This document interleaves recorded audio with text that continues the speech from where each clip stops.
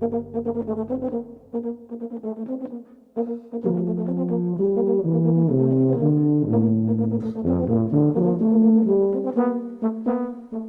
and welcome to the latest episode of the Brass Junkies. I am your host, Andrew Hitz, and I am joined by my co-host, Lance LaDuke. Lance, how are you doing this afternoon? I couldn't be better if you paid me. Well, Well, we're not going to find out. That is a certainty. So we are joined on today's episode by Houchin Bilal and Gabriel. I've been calling him Gabe. You'll hear all about this in the interview. Gabriel Colby, the bass trombone and trombone, respectively, of Beauty Slap and of C Street Brass. And some I almost said kids. They're in their late 20s. Yeah, can I call them kids, Lance? Yeah, absolutely. Yeah, some kids who are really making a go of it. No, they're doing a lot of really cool stuff, and Lance has known them for a long time. When did you meet them? They kissed about 5 years ago, I think, something like that. When they came to, well, I guess it would be 4 years ago, they came to Carnegie Mellon to audition as a group to become a group in residence. And I was really impressed with them. They did a lot of cool stuff and were thinking, I hate this term, it's an overused term, but they were thinking outside of the box. Gabe did some juggling. They did some very theatrical things. There was a lot of, they were not only interested in being the best players they could be, which they were, but they were interested in entertaining people as well. So that I was really excited about them being here. Yeah, they've got some really cool stuff going on, as you're about to hear in our conversation with them on two fronts that have there's some crossover, but they also have two kind of separate directions that they're going in terms of product wise, which is very cool. So before we get to the conversation, Lance is going to talk to you briefly about a way that you can support the show. Thank you very much, everyone who's listening and who has listened and who has shared. And from time to time, people are asking us if there's anything else they can do to help with what we do. And there's a very easy way, and that is to go to Patreon, patreon.com, search the Brass Junkies, and then consider making a small donation per episode. The way Patreon works is sort of it's a crowdfunding opportunity where you fund the product as it comes out, rather than it all going into a big pool of money. We look to get donors of $1, $2, $3, $5, $10 per episode, and you're charged only when the episodes air. And actually, as a pro tip, if you want to get access to the episode early, you can do so because all the patrons get notified when the account is charged for, let's say, $3, and then they get access to the episode about 12 to 18 hours in advance. But there are some costs associated with producing the Brass Junkies podcasts, and one of the ways that this is being offset is through Patreon. And so we really appreciate the help of everyone who has contributed, and we'd love to encourage you to think about doing that as well. It seems silly, but every time that we even get someone who pledges $1 per episode or $2 a month, Lance, who's in charge of the Patreon stuff, forwards it to me, and it's like awesome. So it's huge. Yeah, we're super excited about that. It's a big Yahoo. Yep, exactly. So if that is something that you'd like to participate in, we would be tickled. So to help with the ongoing costs. So with that plugged on, and also thank you to everyone who has gone to the iTunes store and has left a review or a rating. A bunch of you have done that, and that is very key in terms of Apple's algorithm with other people finding the podcast. So. And also for anyone who has done that on Stitcher as well, and for those of you who have visited the SoundCloud page and liked any of the posts, we really appreciate it. It means a whole lot. So, well, without further ado, let us get into right into the conversation that we had with Gabriel and Houchin from C Street Brass and Beauty Slap. And today we are joined by two of the members of the C Street Brass Quintet and And Beauty Slap, thank you. Gabriel Colby on trombone, and Hakeem Bilal on bass trombone. How are you gentlemen doing?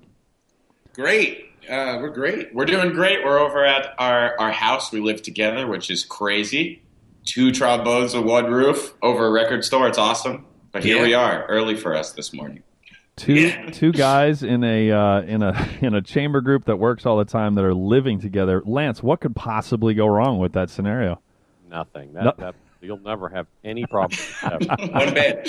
One bed. Yeah. One bed. That's I'm not here to judge. No. Yeah, I just I'm not here. Yeah, all right. We're very open. Yeah. Whatever works. So. So you guys are like 2 groups in one. So why don't you start by telling us what C Street Brass and then Beauty Slap, and is it the same thing? Is it different? How did they come about? All that good stuff. Right on. So it's almost 2 groups in one. And C Street Brass is about 8 years old now. And it got started, only 2 of the founding members are still in the group. As you guys know how chamber music personnel goes. There are some changes that happen every once in a while. But that group got together as we were all undergrads at Peabody Conservatory, and we kept that going for a while. And when we moved on, C Street Brass was the ensemble in residence at Carnegie Mellon for 3 years. And during our residency, we met Jake Burnson, who would become our producer and DJ for Beauty Slap. And we tried a couple different versions of that band. And we settled on 2 trumpets, 2 trombones, and then Jake, who is the producer, DJ, and keyboards. And so that's what it is. 4 of the horn players of C Street Brass are in Beauty Slap. So no French horn, unfortunately. Sorry, French horn players. You don't sound sorry. How did C Street Brass? You just said that you were in school, but how did that initially? I just want to ask you all questions about before Hakeem joined, so he's just awkwardly sitting there. See, I'm everywhere. I'm there because I'm in the beginning. I'm there. He's in the story. It's actually great. Hakeem was my RA, my first year of Peabody Conservatory. What in the hell? And Scott Nadelson's RA, and we lived all on the same floor, and I believe we're beyond the statute of limitations, so I can say that Hakeem poured me my first drink at college. We can safely say on 3 West of Peabody Conservatory. So anyway, your RA poured you your first drink of alcohol as an underage. Yeah. I may or may not have. The time has passed. We were in Europe. Yeah. Sure you were. Belgium. Yeah. Belgium. Got it. But so Scott Nadelson actually had the idea. He was same year as Hakeem, a year ahead of me, that he wanted to start a great brass quintet, and he was influenced by the guys who were doing it, like Canadian Empire and Boston at the time, and heard these sounds and just wanted to make a really good group. And he had recruited an Israeli tuba player who is still our buddy, Haim Mazar. And then we sat and waited because he couldn't find the other players that he would want to work with, which I thought was really cool. And then I came the next year, and Scott heard me practicing, doing my best. And he asked me if I wanted to be a part of this idea that he had, which would be a more serious chamber group than the chamber music requirement that existed at Peabody. And we had our first rehearsal and just had so much fun. So that's where it started. First rehearsal was my first semester of school in December. C Street Brass. Was that before or after Hakeem poured you your drink? I don't know what you're talking about. It was definitely after. We had left Belgium by then. Yeah, we were back in the States. And so we had our fun. The only time we drank, actually, it's pretty weird. Sowed your Belgium oats. This is pretty awesome. Yeah, this is. I remember while you were here at in Pittsburgh, which is where I am. Hence here. Geographically specific. I remember that your tuba player decided to move on to greener pastures, and I remember that was when I remember talking with you, Gabe, and you were like, "We got to get Houchin. We got to get Houchin. Houchin. Like it was Houchin. Like you were going to get paid every time you said his name." I have the perfect entrance to this story that Houchin will tell it, because our tuba player left and we were in a nasty situation because we really wanted to keep this group going. And I told the group, because he quit kind of all of a sudden, and it was okay. Maybe we saw it coming a little, but he left and he left the room. We were all like, okay, guys, listen, this is what I said. Everything's going to be cool if we call Houchin and he can come be in the group. If not, we're dead. Like, everything's over and we're going to be toast. So then the next day, I call Houchin and leave a voicemail. The greatest voicemail known to I've ever got. I've got it. Let's call my former alcoholic RA. He's the guy. I got an idea. All right, I'm going to hit him up. He's in Texas. He's doing his thing in Texas. Let's see if we can just pull him out. And I'm in Texas, and I get a call from Gabe. I'm like, oh, nice. Gabriel just called me, and he's rebranded.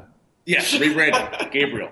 I'm reading this email, and I can hear in his voice, he's like, he's calm, but he's frantic underneath. Like, calm on the surface, but just super frantic underneath.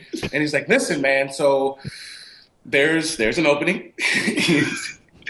Due to certain circumstances, we'd love to have you come up in Pittsburgh and come play. And it was a great voicemail, and I think I still have it saved. Yeah, I can't remember it exactly, but it was gold. I thought you were going to. And I came to Pittsburgh. The voicemail was, Houchin, come here. And that was the end. That's it. And then he did. Next week he did. All right, so here, let me ask you let's try and get onto a stream. You guys thought, well, I don't want to put words in your mouth. At what point did it occur to you that having a quote-unquote traditional brass quintet was not going to put you in the direction that you wanted to go? And how did you come up with the idea of Beauty Slap? Good question. Thank you very much. Great job, Lance. Yeah. You're doing great. I thought it was a little bit long and longer, but I thought it was pretty good. It was kind of on point. But thanks, yeah. I really liked what you tried to do there, Lance. Yeah, I couldn't have done that any better. Well, really, I hate to say it, but, well, I don't, because it's just what happened. But out of necessity, it's a good lesson, I think, too, but we just knew Houchin's playing from Peabody and knew he was a phenomenal player and a great dude. So this was a guy that we just really would be interested in working with, number one, because we knew him, had played with him and worked with him before, and his playing was just excellent. So it was less a matter of us saying we should segue out of the tuba playing because we think bass trombone's going to work great, to we need Houchin because we know Houchin and love working with him. So that the who of it than the what specific instrumentation. Yeah. In this case, it was, yeah. About the Beauty Slap part, what about the Jake? And I think, my first, and Andrew's, I think, too, the first question anybody who says, hey, we want to start a brass quintet, the answer is why? And so you guys have figured out an answer to that question, and it actually doesn't, especially in the instance of Beauty Slap, it doesn't entail a quintet at all. It's a brass quartet with a producer. So what was the process from brass quintet with bass trombone or tuba on the bottom to Beauty Slap? Well, we met Jake while we were at CMU, and it all started we were just hanging out, and there was someone who introduced us, the recording engineer at CMU, Ricardo Schultz. Shout out to Ricardo, he's the greatest guy. He put us together. He put us in contact with Jake, and then so we started hanging out, and Jake was like, we shared a similar love for electronic music. And so we, just being in the same room with each other for a while, we created some early tracks of C Street Brass and Jake is Rain. And so we were kind of just messing around, just, making sounds. And this was with French horn at the time. It started with Jake, and we there were some charts, and we just jam sessions really. And from that, we really started to find our identity of Beauty Slap through trial and error of that sounds cool, that doesn't sound so good. What if we did this? And it was pretty much an open process of creating horn lines to what Jake brought to the table, which was his electronic expertise. So, from there, that was the very beginning. And then from that, we started playing as many shows as possible under this new guise of Jake is Rain and C Street Brass, and really we found our identity from performing shows and seeing what worked and what didn't work and what orally, pleased us to listen to. Because we played music that we like to listen to ultimately. If we didn't like it, we wouldn't play it. So what worked and what didn't work? I mean, I think there's people that are out there listening right now I think the notion of combining, let's say acoustic instruments with electronic instruments is off-putting or daunting to some people. They don't know how to start. They don't know anybody who's in it. So what lessons, what did you learn? Like, what was that process like? And how could you, if you wanted to get the next Beauty Slap up and running faster, what would you tell people? This stuff worked. This stuff didn't work as well. This kind of thing worked. These venues work. What advice? No problem. Here's the fast track to success of brass music and electronics. So at first, we tried to really make mix a chamber music show and an electronic music show. So we were going to play some electronic tracks with brass, and then maybe the next piece that we play would be Killer Tango, that Canadian brass plays. And then we'd go back into electronic music, and we found the audience had no idea what was going on. They kind of liked both. So that it became clear that we should probably have Beauty Slap shows. Maybe at some point down the line we could mix them, but that going back and forth that drastically between genres was tough for the audience to hang on to. Also, at first, which is crazy because at this time C Street Brass was memorizing all of their music. We got up there with music stands and charts for Beauty Slap with Jake over there on his keyboard, and we were glued to our music looking at this stuff so we couldn't move. We realized we had to get rid of the stands immediately, ASAP. Like, you need to be up there moving, having a great time, because that's part of the whole benefit about having a electronic or like rock band. You can get up and have a good time. Those are the first and most important ones. Ditching the music stands and it kind of separating the two. There were a lot of shows in the beginning of C Street Brass, and then C Street Brass featuring Jake is Rain, which I was at Beauty Slap. And so, you remember some of those shows. It was a lot. It was definitely a lot. It was a good music experience, but it was confusing because part of the audience wanted to just get up and shout and dance, and then we'd go and play Lullaby, the Billy Joel, and everyone's like kind of back sitting down, and we're taking them through this journey that wasn't necessarily. So it was part concert, part show. Yeah, right. Jump back and forth. Would you say that the reason that you see? I remember jumping up and down and screaming at you guys and hollering every time I saw you. Like, lots of people can do brass quintet. Nobody can do this other thing. Like, I was just like, until I was sick of myself saying it, to go in that direction. How much of that was? I mean, was it a fear thing? You were just afraid because it was. I mean, this is you invented a thing. Yeah, that's a scary thing. Part of it, I think, what I gotta say is part of our training that we come from a place, I think all of us, where we love classical music. All of us love jazz and we love rock and roll and other kinds of music, but we went to school, all of us in this group, at a music conservatory. And so the thought of having a group that doesn't showcase only, at least in a big part, classical music, you're like, I gotta do this to show people why I went to school. And so they make sure they know I'm good, really, or something. It was scary to let that go. But I think as soon as we started playing shows and loosening up a bit, you were like, oh, it's really fun and people can dance. and I'm having a good time up here, maybe we can just play Beauty Slap shows. Well, and it might sound silly, but I think the moment you stopped calling it C Street and Jake is Rain and started calling it Beauty Slap, then it gave you permission to run down the C Street path as far as you wanted to run as a brass quintet. Precisely. And now there's nobody that's going to be concerned about what Beauty Slap is a great name in that there's no instrumentation, blank brass or the brass blank, insert name of town and then put brass either before it or after it is non-existent in Beauty Slap. So where'd the name come from, by the way? Well, the name came from a really long brainstorming session in the basement of the Hunt Library at Carnegie Mellon. And it only came because we had a deadline to submit a band name for a festival that we were playing in the summer. And so we were sitting there for a few hours, and there were lots of things tossed out. And the names that almost made it were a little embarrassing now, but... Like what? Come on, spill the beans. The best one is Dirty Chai. Dirty Chai was probably the best. and the best one, the worst, the worst best one was Modern Art. And we were like, oh my God, that is just so... It was bad. But... bad. Yeah, that's pretty bad. Right? Also, by coincidence, Beauty Slap's first show was 2 years ago on actually Tuesday.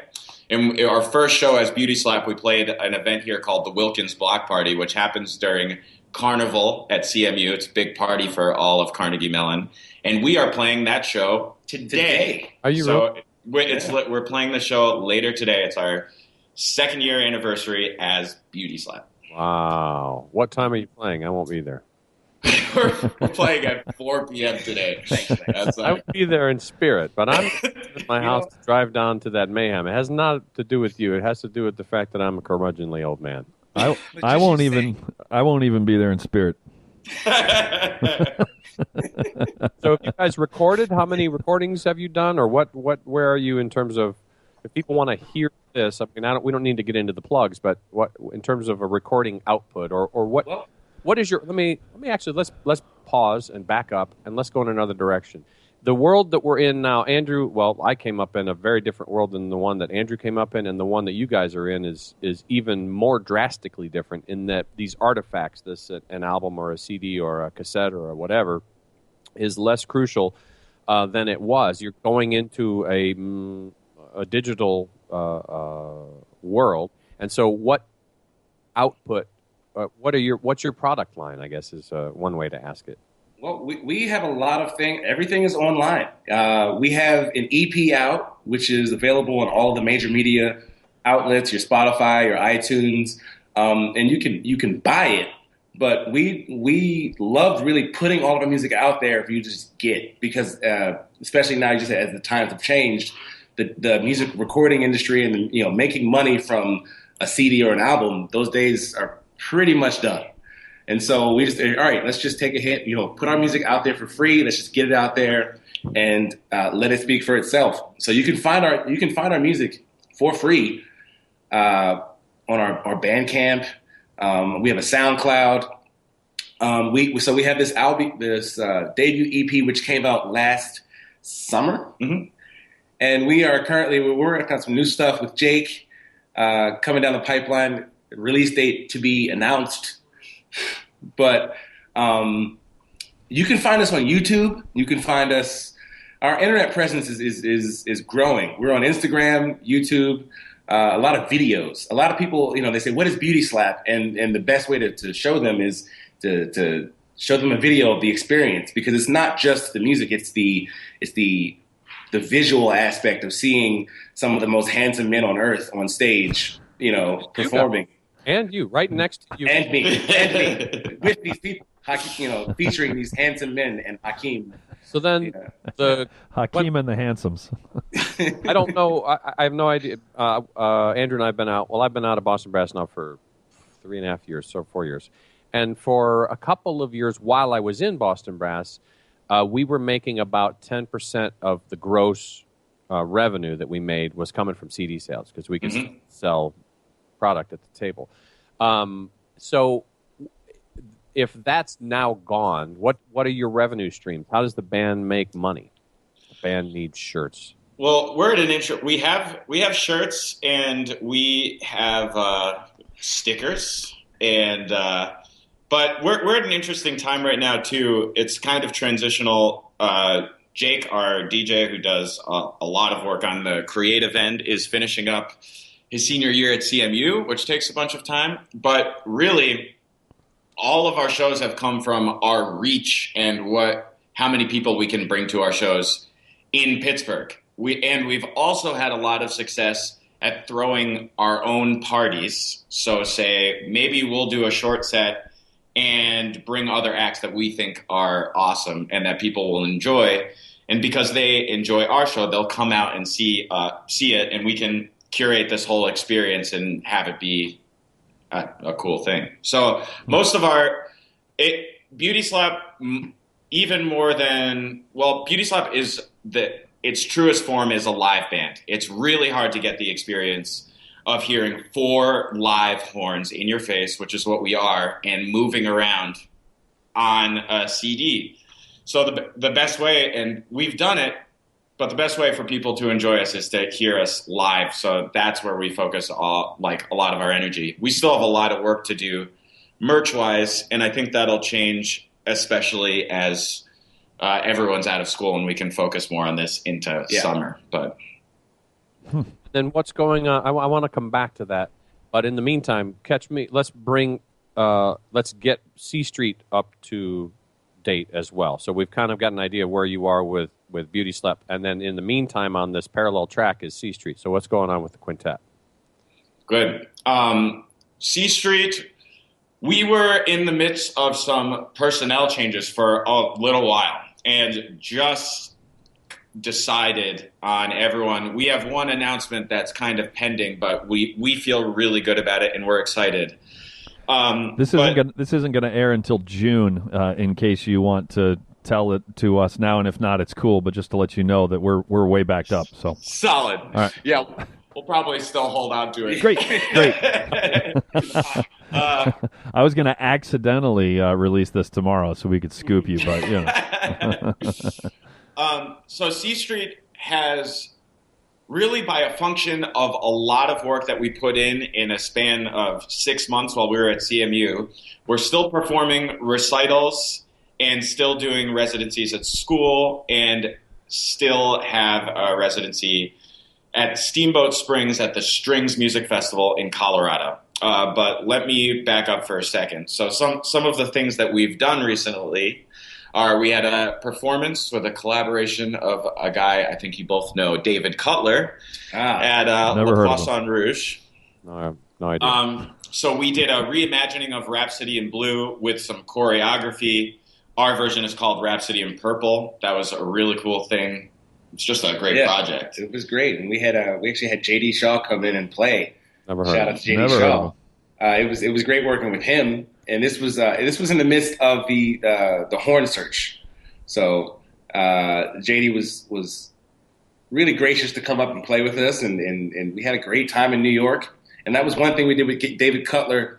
And the next thing we did was premiered a new piece by Christopher Stark with electronics at the University of South Carolina, and that was really neat because he was on stage with us. This wasn't something like a pre-recorded electronic track. This was something that he would control and he would be a part of. So it was really for 6 players. And to be clear, this is C Street brass and electronics. Yeah. Yes. More what you would consider along the lines of contemporary classical music for sure, versus what Beauty Slap does. Mm-hmm. And the next project, which happened to be C Street and Beauty Slap, and I think this is telling maybe about more of the future. We were invited by San Francisco State University to go out and do clinics and master classes and seminars and also a short recital, and both groups were invited out. And how this started was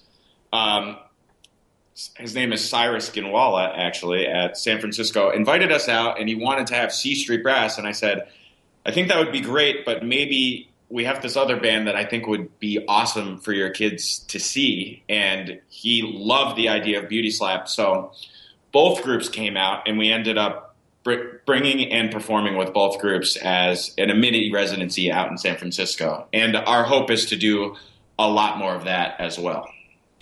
So you said that you've got something going on in Steamboat Springs. I'm sure that anyone who has a mainly local chamber group of some kind hears that and then says, "I want to do that." So how did you make the leap to Colorado when most of your shows? Because you said, especially, I guess, Beauty Slap is a live band, and you guys all live in Pittsburgh. And I'm sorry, was the Colorado thing, was that a C Street thing or was that a Beauty Slap thing? That's a C Street thing. C Street thing. We've been doing that for the last 3 years. Yep. And so it's been great going back out there. Colorado's beautiful.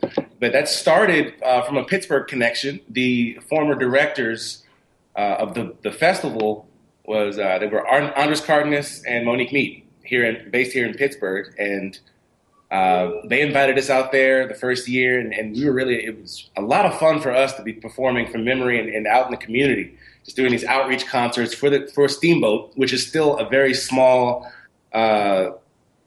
resort town, not quite as big as Aspen for those who aren't familiar with it, but it still has that small neighborhood feel, and so you find that a lot of good people there. It's not quite as I'm not dishing Aspen, but it's not quite as Hollywood, and so we were able to perform for the people there, and they were very responsive. They came to our shows, and from that we've been invited back every year.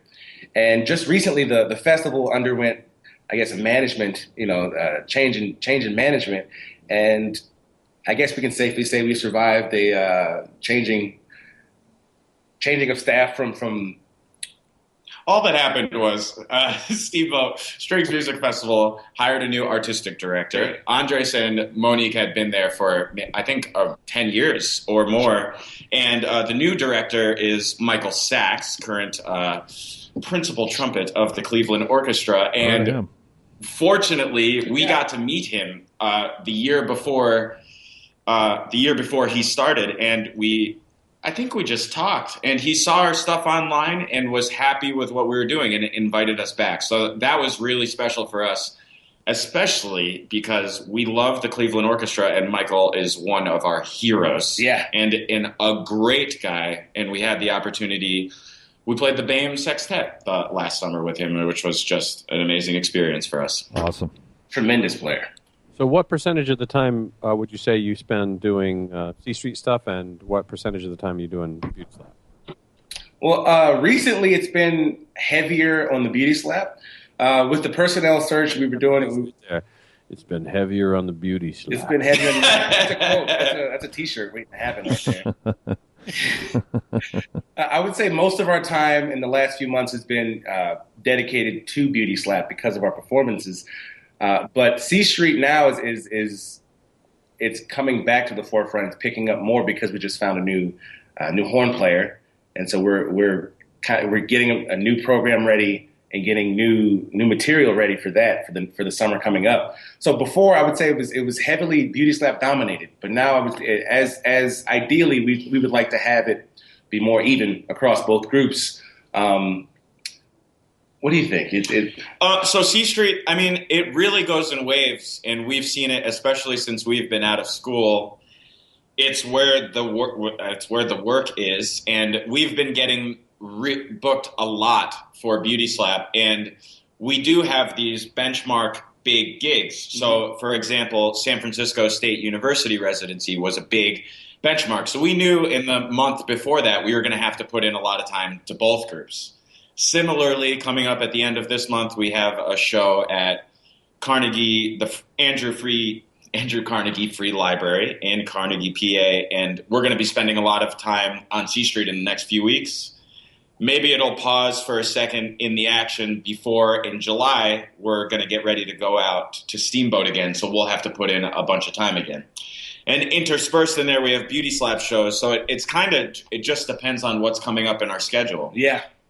So if in the future, let's say a year and a half from now, it's 90% of the work and traction you're getting is pick one is Beauty Slap, and 10% of it is C Street. Are you guys, or vice versa? Have you guys had the talk? Like, are you going to maintain both of them no matter what? Are you going to put all of your eggs in one basket if that's kind of what the marketplace is telling you to do, or is that just something a bridge you'll cross when you get there? Well, we've talked about it, and because both have become established brands, the hardest work is really done in terms of establishing a brand and having a product.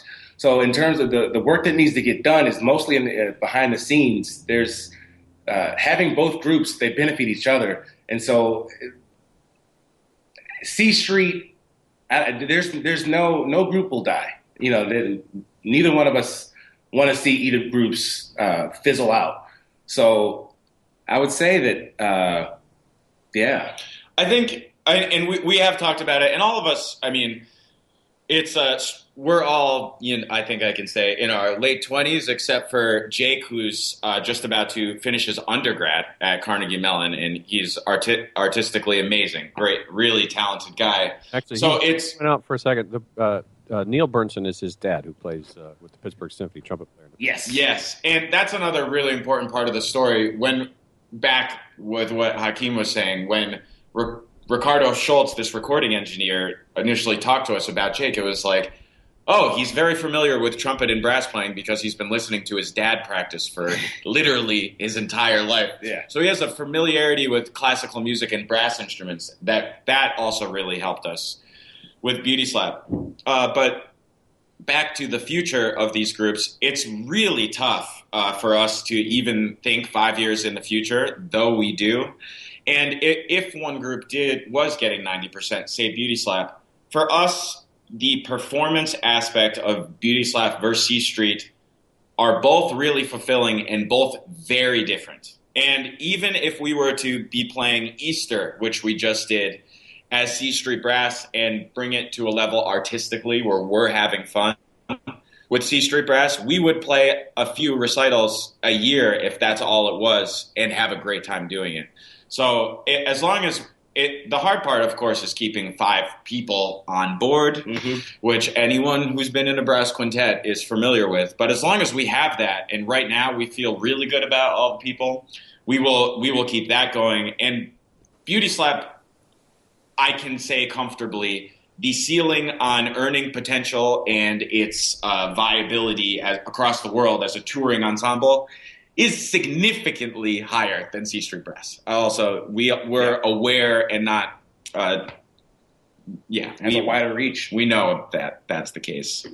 And so, how does your strategy differ with promoting the two groups, knowing that? Well, we're just not limited in where we can play with Beauty Slap. Where C Street Brass can mostly perform concert series and more traditional venues that classical musicians perform in, Beauty Slap has we can perform a block party. We can go out and play clubs, bars. The reach is much wider. So when we market it and when we sell ourselves, we don't really limit. We can't limit ourselves into where we can play and what we can play. And let me preface that by saying, since C Street Brass performs from memory, we can technically play anywhere. But ideally, in terms of big concert series where we make the bulk of our money as performers, there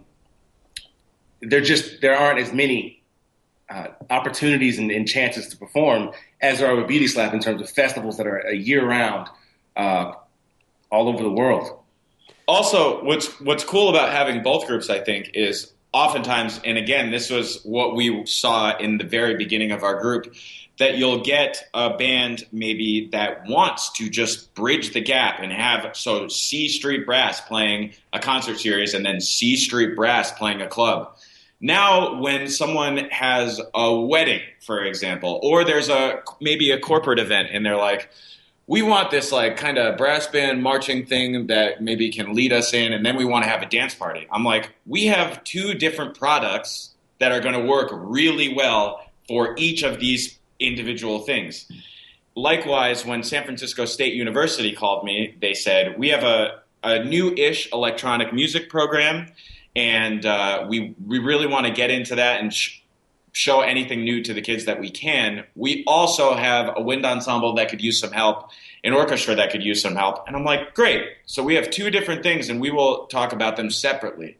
So when the club, Brillo Box, or here if we're playing at Mr. Small's, I'm not going to suggest C Street Brass to play in these venues because we have a group that fits. Likewise, I would be less likely to book Beauty Slap, way less likely, on a concert series where your audience is going to come to hear some more classical music. Yeah. So you recently did a concert with the Pittsburgh Symphony. Can you explain what that concert was and then how it came about that you were able to do that? This was the Fuse concert with Steve Hackman. So this was a series that the Pittsburgh Symphony has been doing the past year, where they feature mashups of, for instance, Brahms and Radiohead, or Beethoven and Coldplay, and how the similarities in their music really create one super piece. And this is all spearheaded by the conductor Steve Hackman. Very good guy, and he's a genius.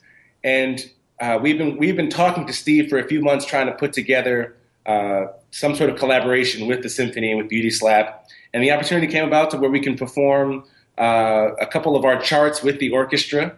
So we did some of our originals, which are on our EP, which is online. And we performed a 15-minute set by ourselves after the orchestra, after we played our tunes. And the response was huge, to perform for, a sold-out hall at Heinz Hall, 2,300 people, and to have them standing up and dancing in the aisles. I'll never forget while we were on stage, there was this guy who was about 70 or maybe 75 who was in the aisles doing the biggest grandpa dad dance, and I could tell, I knew that he was enjoying it. That was me. I didn't want to blow up your spot, Lance. But blow up your spot. I was there. Actually, it was really fun from my perspective to see. I mean, I've known you guys now a long time, and to see that it was a real nice moment. Like you have these sort of guidepost events that happen in your career, and that really seemed like a culmination of things. And to see all of you up there on the front of the stage doing tracks. How many you did? How many with? You did a few with orchestra, a couple, maybe four. It was four. We did four. Yeah. And then you did your own set afterwards, and to see how the audience responded was really it was very, very cool. And it was like you said, you turned Heinz Hall into a dance club, which was very bizarre. Yeah. Very what's the word? Ornate, sort of serious concert environment, and so to have it turn into that was a very cool thing, and that so many people enjoyed it the way they did and were up dancing and clapping and digging it was a testament that you're going in, I think, a productive direction. Okay, let me ask you another question now. You guys have social media is a much bigger part of it's a thing that we in Boston Brass, we had to sort of make it up as we were going, and we had to add a website while we were going along, and to create a Facebook account while the group had been around for 20 years. So you're starting a group, or two groups actually, in an era where social media is the norm. And so what is or was your strategy, and then which platforms have been the most productive for you, and how and why, and how are you using it to your advantage? Our strategy now is to share as much of our personalities individually and as a group with our audiences as we can. So for us, through all the platforms, that means videos and pictures that are personal. It's either us hanging out, Hakeem and I playing a duet, Scott being crazy. But we found that at least with our groups, we respect the playing aspect completely. And I think I would also say, though, that a big reason why we have audiences come out to see us is, fortunately, and we really feel fortunate to feel this way, but all of us in both these bands are still very good friends. Yeah. So when people, I think, when they see us, get the vibe on stage that we're having a great time because we are having a great time. So Give it we're time. really Give it time. yeah. That's cute. Cherishing every moment. And we've officially entered the adorable portion of the interview. One bed. It's I just love these guys so much. So our social media is really, we're trying to just show our audiences how we're having a good time. Which platforms are do you have the most engagement on? Instagram, Facebook, Twitter, and SoundCloud. In that order, do you think? Instagram and Facebook are really close. Yeah, they're about neck and neck. But for things that make Instagram better in terms of just it's a picture or a short video, we find that that's very effective in reaching a lot of people and getting a lot of traction to our page. But for those who want to dive into Beauty Slap more, they're able to find our SoundCloud or to dig through our website. But I would say Instagram and Facebook are the top, and then Twitter just in terms of having a presence and being consistent. And Jake runs our Twitter, and Jake does a great job. But what sorts of posts generate the most attention or interaction? Videos and pictures that reveal personality. Yeah. Or right in the middle of a show. Like experience, something that can give you an idea of the experience, I would say. Usually the shots of the horns with the audience in the background, or us, kind of having a friend photo with the audience behind us, or a candid moment backstage of Gabe juggling something or me being an overall... excuse me, Hakeem, it's Gabriel. Yes, sorry. So rebranding, man. Come on. Oh, man, that's killing him. You're killing him. Photos, I think candid photos really do. They get a lot of traction because it is, like Gabriel said, it is... it's us. It's genuine. It's what we're doing. It's our personality. We are sharing ourselves and what we're up to. And I think that our audience and our fans can relate with that the most. Do you brand them as C Street or Beauty Slap or both? Like, is there a different social media approach for the two sides? I wouldn't say there's a different approach, but there are two separate. They're two separate. How do we find? Do we find it via Beauty Slap or via C Street, or is it through which? They each have totally separate Facebook, all totally separate social media accounts. And so there's some crossover with the fans, but again, totally separate things. A lot of the ideas of it, I think, as in our personalities and what we're doing on stage, we're really deep in the values of both groups are having a good time. So you're going to get that vibe from both, and we're definitely, the most engagement we have for both groups is those things that Hakeem was just talking about. But totally separate things, separate websites, social media accounts, everything. Even if you look at the two websites, which we will link to in the show notes, thebeautyslap.com and cstreetbrass.com, even like the verbiage is different. For C Street Brass, there's a contact link which leads you to a contact form, and on Beauty Slap it says the link is Get At Us, which if you were a classical brass quintet who's looking to play wedding gigs and a bride or groom are trying to find out if you can play Telemon, the Get At Us might be a little like it's actually Telemon's favorite phrase. Get at us. Fact, yeah. But that's smart. I mean, we keep on.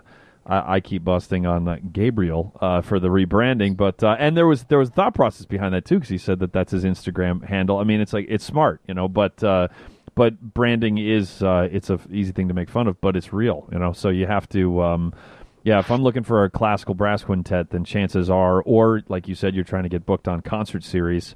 I am not. If I am 60 and 62 and retired and running a chamber music series, I'm not going to click on Get at Us to find out then that you guys would go and be charming and all of that stuff. I'm positive that I would not click on Get at Us, and even just like the whole like the photo that's up on Beauty Slap, is like.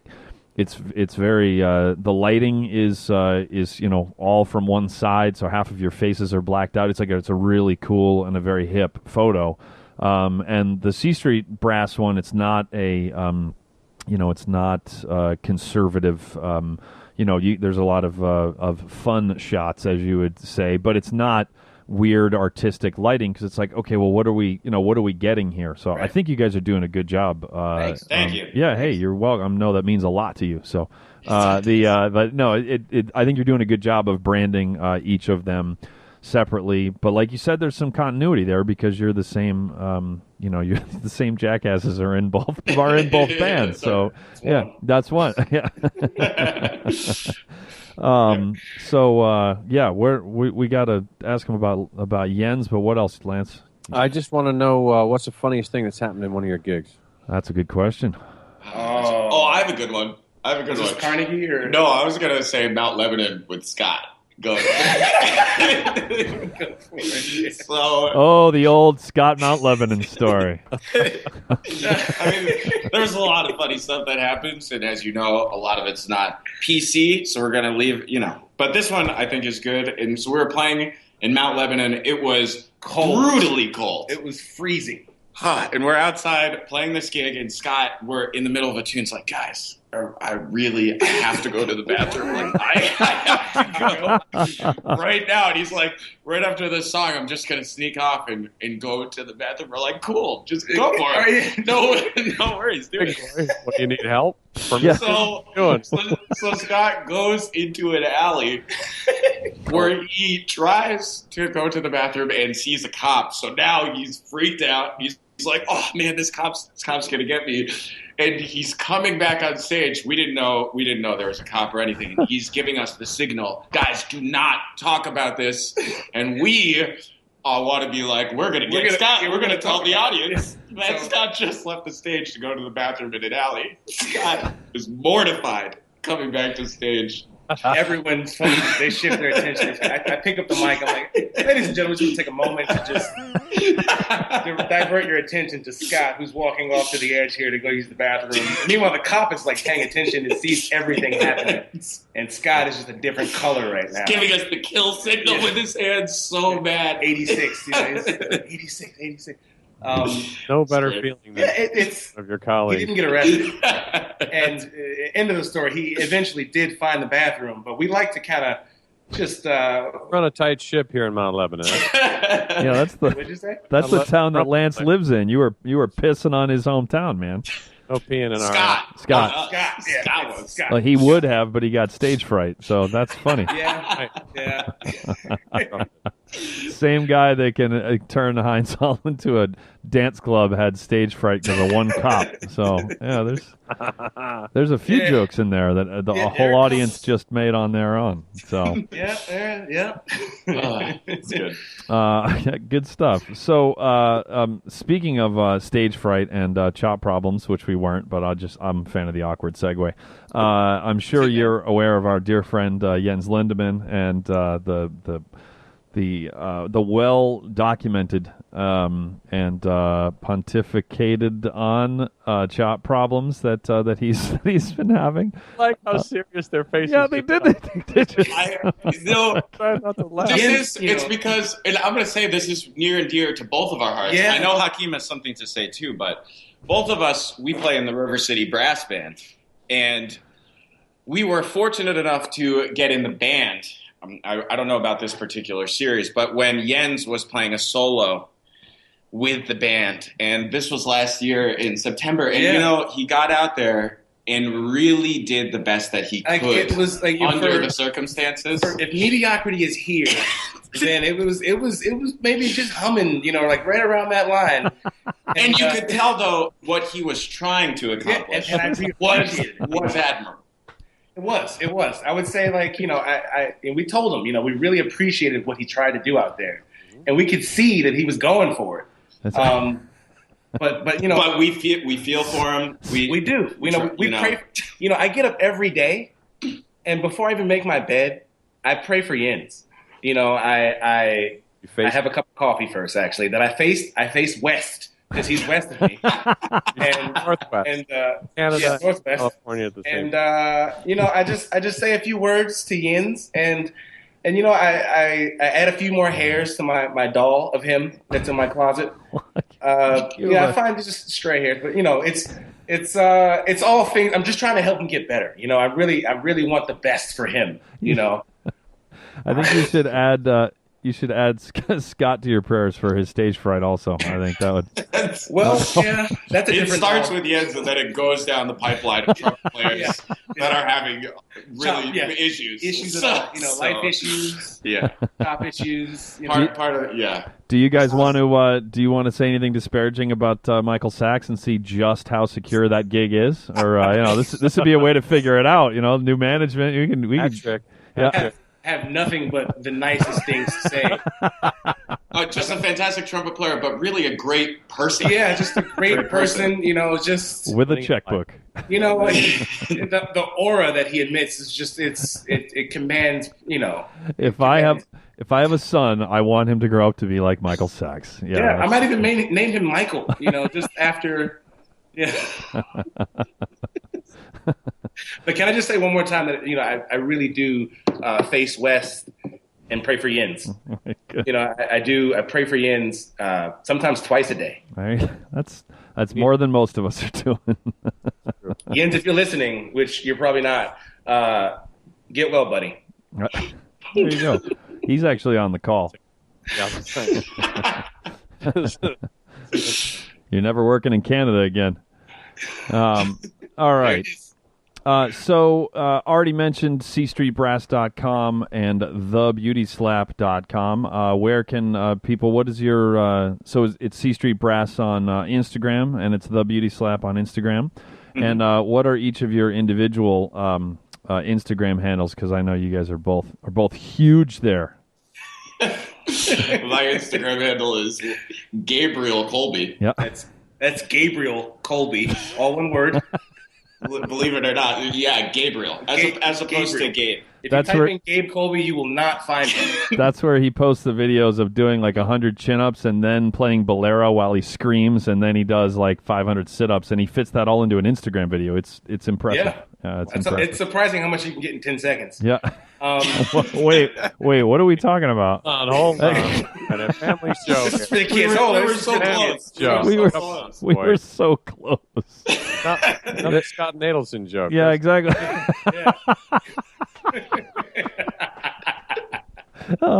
See, now is when you guys should be rushing to his honor, not doubled over laughing. So, yeah. Hey, Lance, they really get along well. Yeah, exactly. Like, that guy that's not here, screw him. All right. And Hakeem, what is your Instagram handle? My handle is Hotel Yolanda, all one word. Hotel Yolanda. You can find me. It's not Hakeem Bilal, but that's Hotel Yolanda, just in case you didn't catch it. Twitter, Instagram, both of us. Facebook.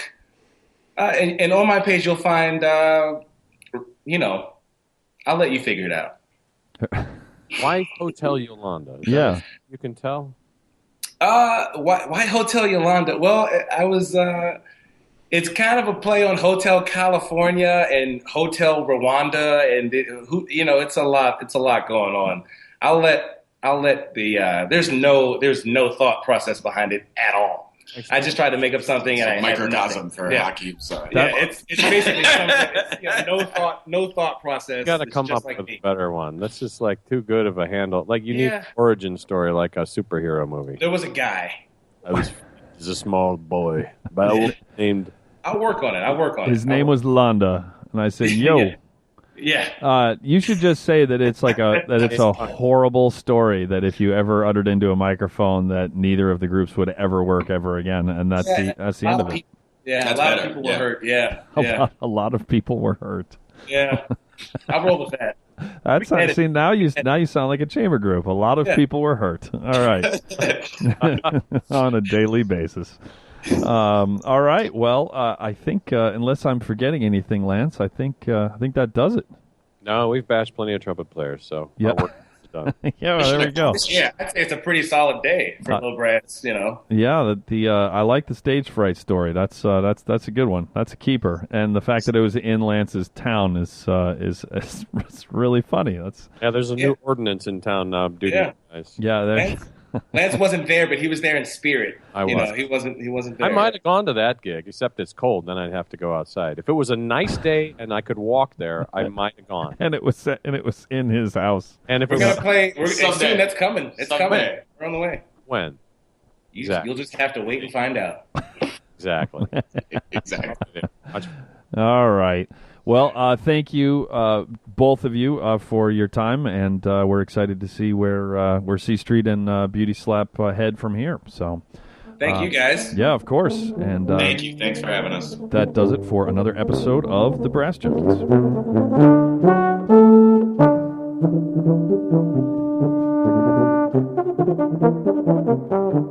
You've been listening to The Brass Junkies on the Pedal Note Media Podcast Network.